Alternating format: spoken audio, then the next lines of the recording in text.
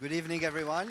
Thank you very much. My name is Mehdi, co-founder and CEO of Catchpoint, a web performance monitoring company based in New York, and a proud sponsor of Ignite, so I hope you all enjoyed your drinks, and if I screw up this presentation, I'll blame it on the 2 beers I had. So we're going to be talking a little bit about mastering disasters. We're all firefighters in our skin. So people think that success is very easy. However, the successful people know that the path is very hard. There are a lot of failures. There is no book you can read, no course you can take to school, at school. So you need to learn to deal with failures and learn from them. So the bad news about performance having problems made it to the headlines lately. You know, Obamacare, you can't sign up for healthcare websites. The New York Times goes down. Actually, the New York Times was up where they were down because they ended up using different tools to deliver the news. Even Google goes down. I'm not pointing finger at my former employer here, but it happens to the best of us, even if you spent $150 billion on your infrastructure. Just deal with it.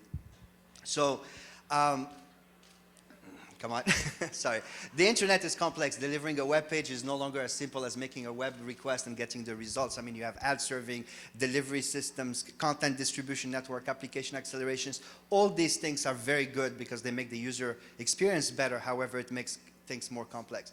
Don't shy away from complexity. Complexity is good. It's good for your company. It's good for the end users. For your company, because you end up spending more time on the core stuff. For the end users, we get a richer experience with more ads on it.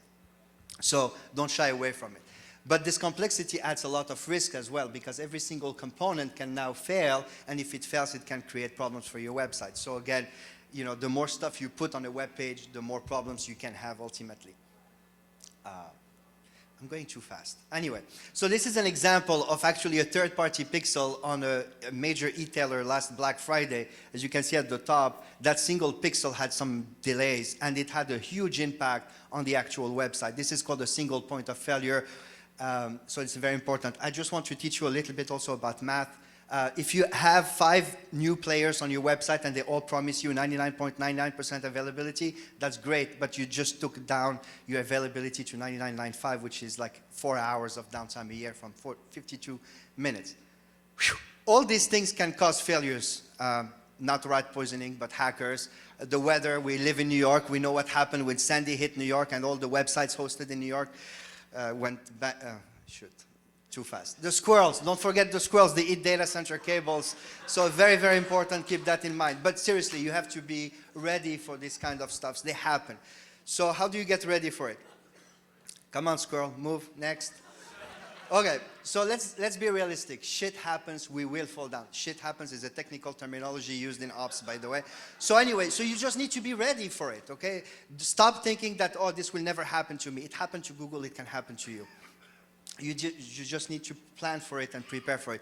Benjamin Franklin said, if you fail to prepare, you're preparing to fail. Keep that in mind. Just get ready, keep preparing yourself. So how do you do it? First step, have a drink, number 1. Or 2, waiting for the slide to move. First, you need to identify every single thing that can go wrong on your website or your infrastructure, your DNS vendor, your CDN, your data centers, your Amazon providers, etc., etc. So that's the first thing you need to do, is really look at your apps, at your databases, your CDNs, etc., and figure out what can happen. The other big thing is do capacity planning. I mean, we've heard about the websites of Obamacare not being able to sign people. Well, because I don't think they've done load testing, or maybe they used the wrong tool to do capacity testing. But this go through infrastructure, load balancing, etc. This is my favorite thing. Have a lightweight version of your site handy, running somewhere. No database call, no personalization. JCPenney did that in 2011. It was fantastic. They had the fastest loading website. The other thing is have fun, you know. Don't take your pants down like this guy, but have fun. Like a bad error page is like a bar at the airport. You're still stuck at the airport, but you're still having fun. So give coupons, do something where people are going to remember. The other thing that is super important is have somebody, when shit is hitting the fan, when you're in that crisis room, taking notes. You need to have a dedicated guy that is going to take notes and collect data, so that way you guys can do a post-mortem analysis. Once you have that post-mortem analysis, make sure you share it both internally, but also with the rest of us. That's the only way we're going to make the web faster and better, right? Where's Sauder? He's not here? All right. So anyway, you need to share your information internally and with us. And there you go. You can have a drink. Everything is back up.